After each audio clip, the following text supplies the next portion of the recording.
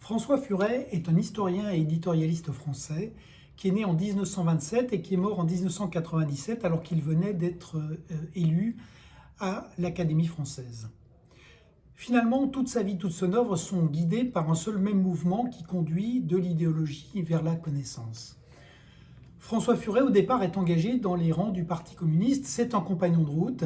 Il va s'en dégager progressivement à la lecture de L'opium des intellectuels publié par Raymond Aron en 1955, également sous le choc de la Révolution hongroise de 1956. Il quitte alors le PCF en 1959 et il va contribuer à l'invention, à la construction d'une gauche libérale en militant au sein du PSU, mais aussi et surtout par ses articles dans le Nouvel Observateur, également en participant à l'aventure de la Fondation Saint-Simon.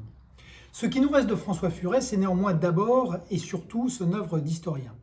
Et dans cette œuvre, là encore, il a essayé de dégager un certain nombre d'événements de la gangue de l'idéologie.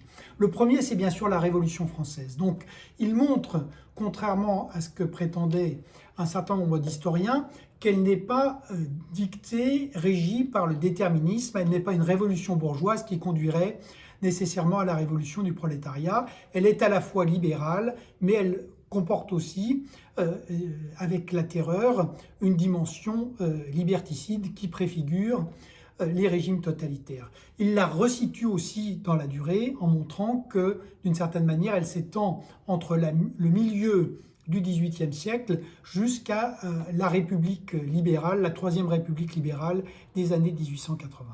Le deuxième grand événement, c'est la Grande Guerre, cette guerre de 14-18 qui a inventé la guerre totale et qui, en inventant la guerre totale, a enfanté les régimes totalitaires. Et puis le dernier grand événement, c'est le communisme lui-même, dont il fait la généalogie dans le passé d'une illusion. François Furet disait de la Révolution française qu'il y avait deux moyens sûrs de ne pas la comprendre, c'était soit de la maudire, soit de la célébrer. Et il a montré comment on pouvait justement construire, écrire, réfléchir à l'histoire entre la malédiction et la célébration, en retournant à la connaissance et en faisant confiance à la raison.